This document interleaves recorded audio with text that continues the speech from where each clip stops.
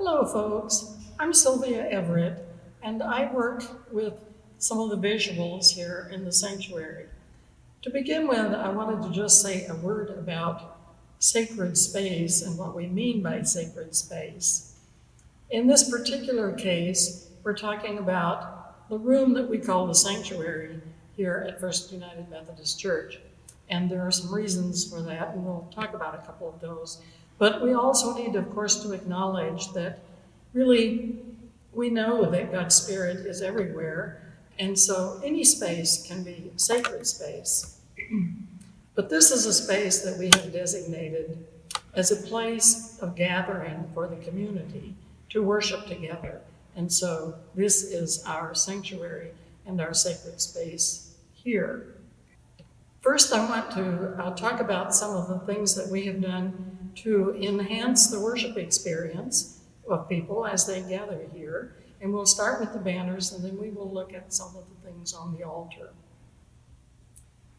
When we look at these four banners, which are just called the gospel banners, because each of the four gospel writers is represented historically and traditionally by a winged animal figure.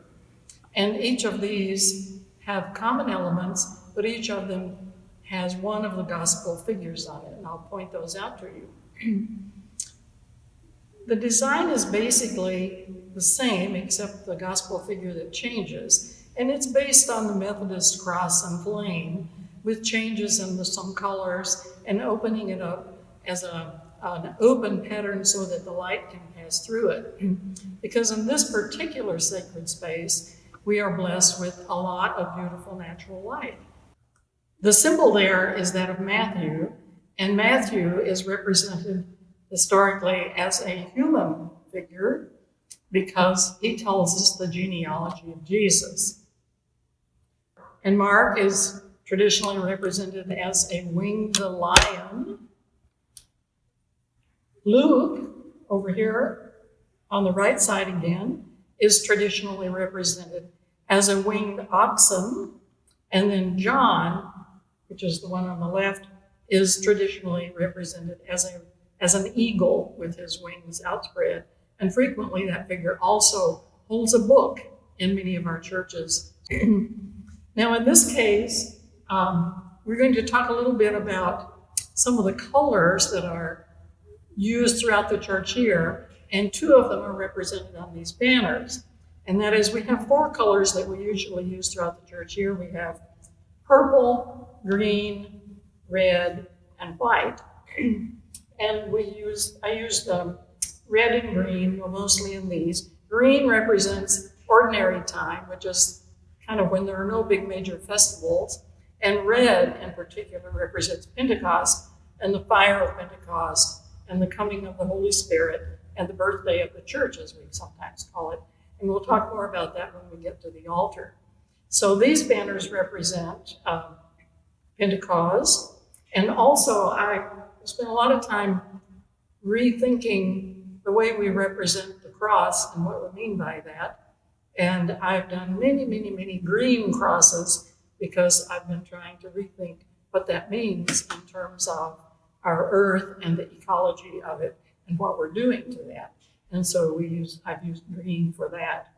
This was kind of a group project. The banners were made in 2002, and I did the design, and a group of, mostly women, I think, helped me cut them.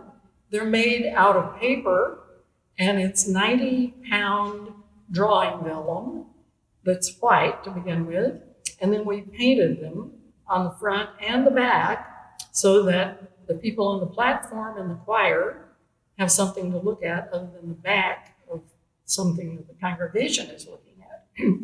And we painted them spread out on the lawn out here outside the church on a fairly windy March day.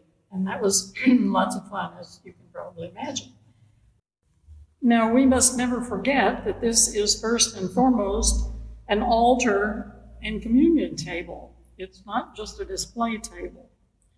And so we choose things that treat it with respect, that try to carry out a theme, and we'll talk about this Pentecost theme today.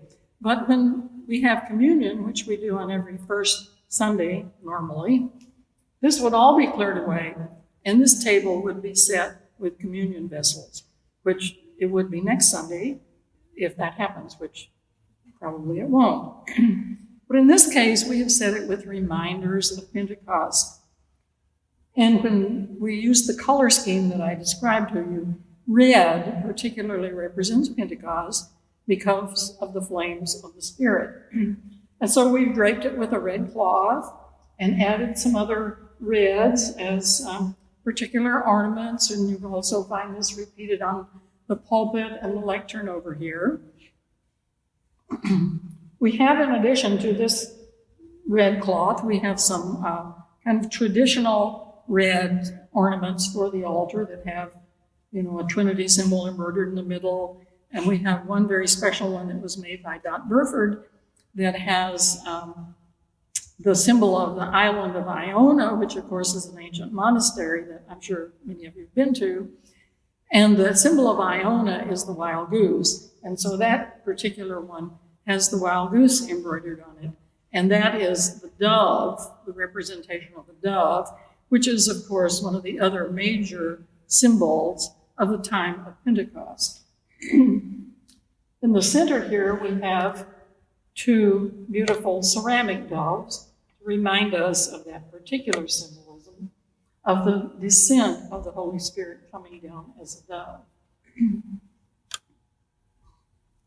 This book, which is open to Acts chapter 2, of course, that's where we have the story of Pentecost. This is the Gospel and Acts volume of the St. John's Bible. If you have time on your hands during this peculiar time that we're in, you might want to spend some time looking up the St. John's Bible. It was commissioned by St. John's Abbey in Minnesota. The original is each page is about 3 by 4 feet, written on vellum, all handwritten, and it's bound in 7 volumes. It's the first fully handwritten and illuminated Bible, both Old and New Testament, that we have since the Middle Ages. And these are trade copies of each book. So it's the standard text in English, illuminated and illustrated with contemporary art. It's very intricately interwoven with themes and different artists and so forth. And it's a fascinating project which took a team of artists under the direction of Donald Jackson 11 years to complete. And just as a footnote about the extremely high quality and artistic value of it, Donald Jackson is the calligrapher to Queen Elizabeth II. And then in the center here, we have, of course, the light and a candle stand made of glass mosaics to illuminate and lift up the light.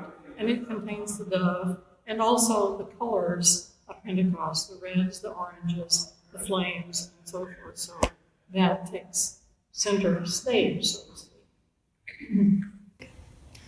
This small mosaic here on this side of the altar is again the figure of the descending dove with the flames coming off, which is a traditional symbol of Pentecost.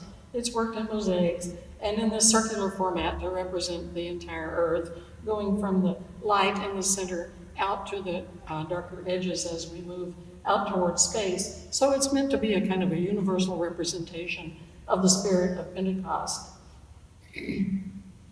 Behind the altar is a processional cross, and it's in the circular motif, as is our entire sanctuary here, with the rays going out. And this is used to lead a procession into the church sometimes, or to represent all that this stands for in our mind and in our faith, and again to lead people out of the church. It was made actually by my husband, William Everett, and so that's our processional cross with four rays and the sun disk in the center. And in the center of that is a little piece of purple heart, but it's dark, and some people think it's actually a hole through it, which I guess would be appropriate enough, but it isn't that. It's actually a piece of wood called purple heart. On each of the side panels here, we have, of course, the flames of the Spirit, and all of these things representing fire, which is the primary symbol that we use for Pentecost.